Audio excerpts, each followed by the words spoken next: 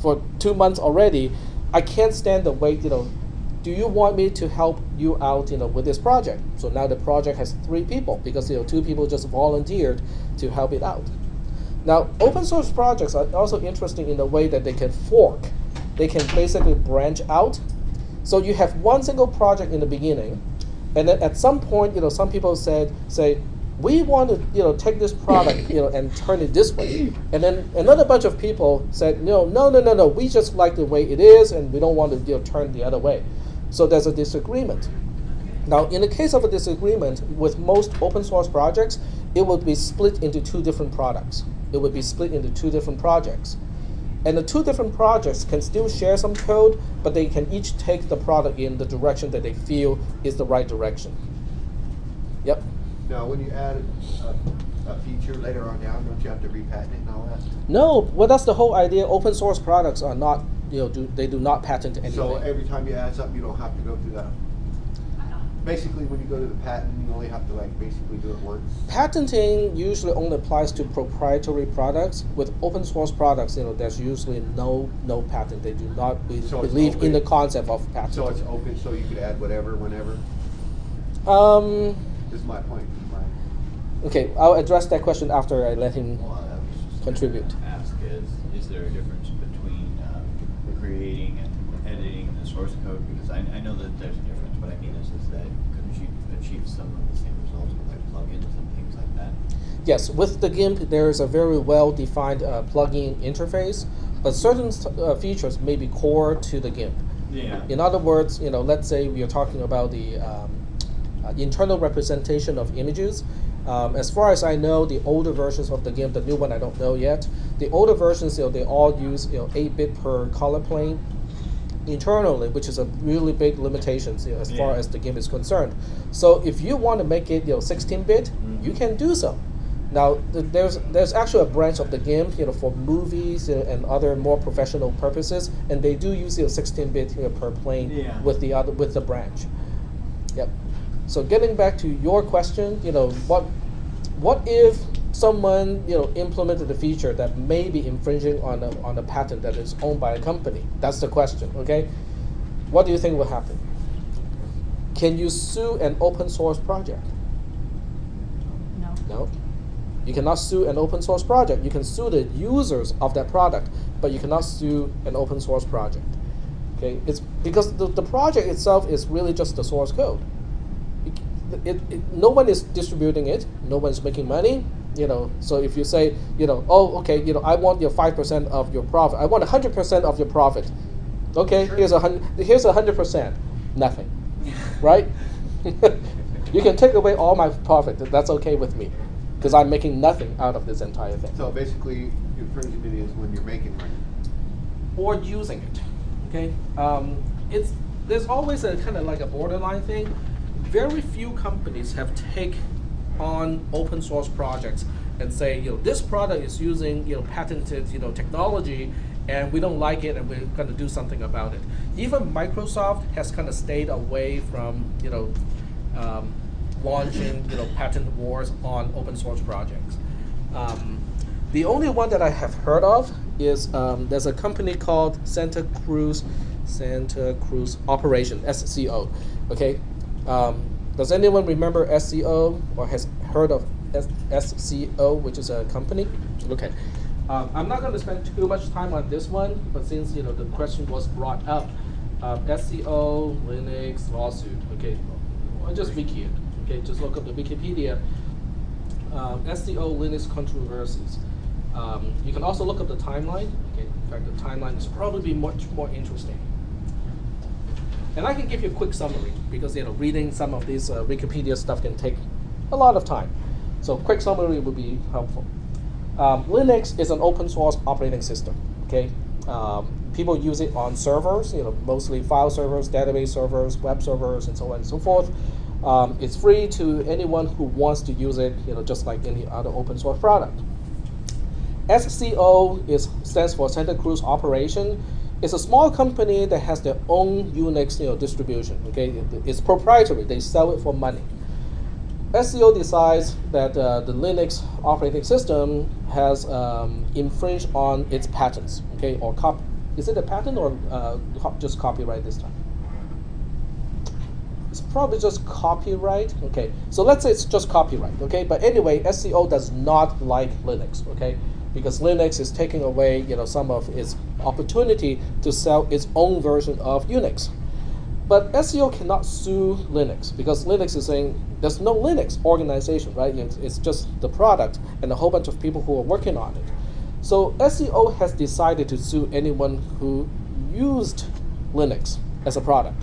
Okay, so who is using Linux? Well, I'm using Linux, but I never got a letter from the lawyers from SCO because they don't know about me. They don't care about me because making me an example is not going to help much. Okay, so they went after, guess who? AutoZone, because AutoZone was using Linux on their servers. Okay, probably for like tracking receipts and all kinds of transactions, reordering supplies, making sure that we have so many things on the shelf and stuff like that. They went after Mercedes-Benz, because Mercedes-Benz was using Linux, I guess, inside the plant, again, for probably some really obscure thing that we don't even know about. So if you just read this whole thing, they went after, all kinds of, okay, it's right here, Daimler, Chrysler, because at the time, I think Mercedes-Benz and Chrysler were still a happy couple at the time. They sued, Novell, they sued Red Hat, and so on and so forth. IBM, yes. Now IBM is an interesting company. Remember what I talked about, the protection money thing? But later on, IBM, supported open source, they were one of the greatest contributors to the open source project called Linux. They put in a lot of stuff, put in a lot of effort to support Linux, to add features and to test the code, to fix things and stuff. So it has undergone a lot of changes over the past few decades. But if you just kind of look through, scroll all the way to the end, basically the judge said, yeah, this is all baloney. He threw the case out the window. Like, okay, it's not warranted. Yep. So it is possible to sue users of an open source product, but most of the time it doesn't really it doesn't help. Some people were able to track some money from Microsoft to SCO, so they were thinking that Microsoft was actually behind this entire thing. They were just using SCO as the front of the operation. I think at some point Bill Gates said that open source is a cancer, right? Let's look it up. Bill Gates, open source cancer. There we go. Okay, I guess I was wrong because Bill Gates was too smart to have said something like that. But the 800-pound gorilla might have done that. It's right. Come on, bring it up. Second one down, he said it was a malignant cancer.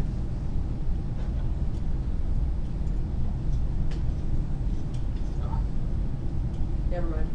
This one? Has referred to Linux as a malignant cancer. Oh, right here.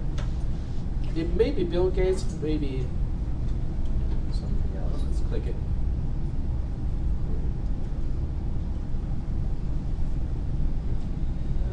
Really slow.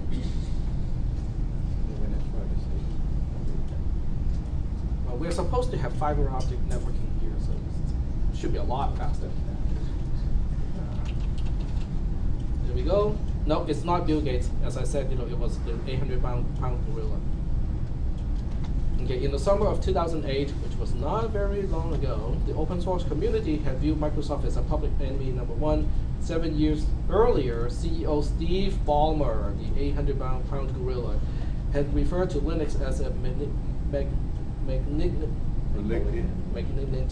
cancer, and has recently, as a previous summer, So it was actually not Bill Gates, it was Steve Ballmer.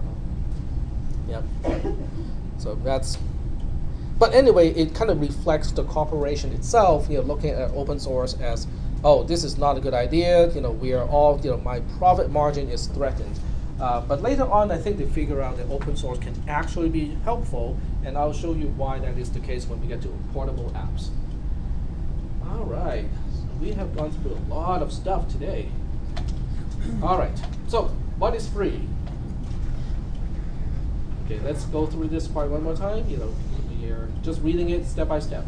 An open source compatible license is one that lays out the terms that are compatible with the philosophy of open source. The most common one is called the GNU Public License, which is also abbreviated as GPL. The version 2 of this license is particularly popular because it strikes a happy medium between, for the lack of a better word, communism and just open everything. Because version 3 of the GPL is kind of really restrictive.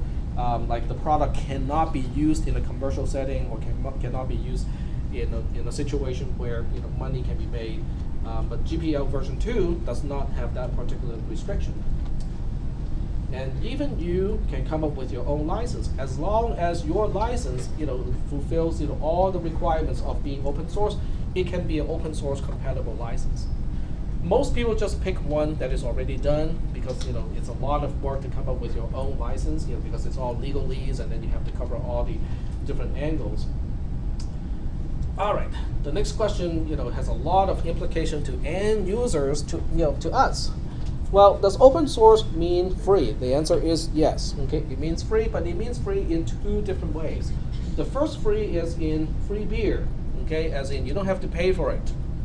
You just download, install it, use it, and if you don't like it, uninstall it. If you like it, install it on other computers, tell your friends about it, so on and so forth. Okay. Open source products are available free of charge. This does not mean an enterprising person cannot charge money for distributing open source products. In other words, I can open up my eBay store, and I can pre-package all the open source products that I think people would like, and then I can sell the CD. Okay, I can say, hey, come take a look. For $5, you can buy this CD with printed instructions and stuff like that. It is perfectly legal to do that, with only one catch. The one catch is on my little brochure thing, on my eBay advertisement. I also have to mention that all of these products are open source, and then include the open source license along with it. Okay, now. It might be helpful to people who read, but it is not helpful to people who do not read. Okay, so for people who do not read, what is open source and the license and stuff like that, they'll just go like, yeah, license it, whatever, But in the license, it actually says explicitly that the software should be made, also for free. Not that you cannot use it, sell it for money, but it also has to be available for free as well. So if people say, yeah, I know I can get it for free, but I'd like to buy it from you because I like your store, okay? It's perfectly legal. But on the other hand, someone can read the license and go like, hey, it says right here it can be downloaded for free. It has to be available for free too. So they do a little Google search on the GIMP, okay, and found out that, hey, I can actually go to this website and download it for free. That's the whole purpose of the license, is to make sure that people understand that it can be available. It has to be available for free as well. You can buy it from somebody else, but it also has to be available for free. The second free of the free of open source is free as in